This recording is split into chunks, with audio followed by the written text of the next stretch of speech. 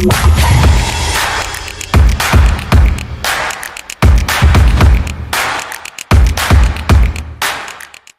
လုံးမြင်လာပါဗျ။ကျွန်တော်နာမည်ကမောင်တန်းဆောင်ဖြစ်ပါတယ်။ဖိုးတော့ကြောင့်လည်းခေါ်လို့ရပါတယ်ဗျ။တန်းဆောင်။ဟုတ်ကဲ့။အသက်က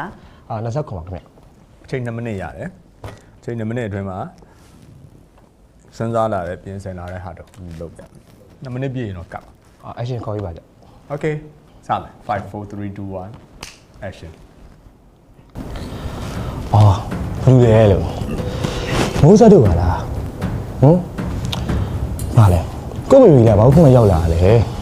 ပြီးလာပါဦးဘေဘီကိုထမိတ်ဆက်ပြီးမိနေတာဒါကိုရဲ့ဘေဘီတွေ့လေလေမိုးစက်နဲ့ပတ်သက်ပြီးတော့ကိုတိုင်းမှာဆွတ်တင်ပြီးတာကိုပါပါဘာကိုဝင်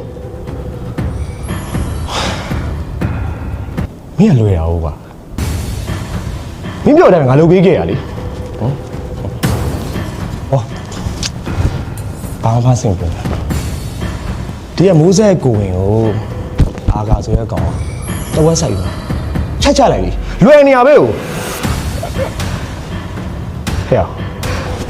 မင်းတို့ကငါထွေးထုတ်ထားပြီးတဲ့ PK တခုကိုမင်းဝါကျင်တယ်ဝါလေကွာမင်းကငါ့ကိုပြက်လာလားရှားနေရလေငါတော့ကြားရည်မင်းတို့ဝါးရင်မင်းတို့ချင်တယ်လုပ်လိုက်တယ် Hands up ထိသွား Okay Good luck ဟုတ်လားပါခံကောင်းပါစေဟုတ်ကဲ့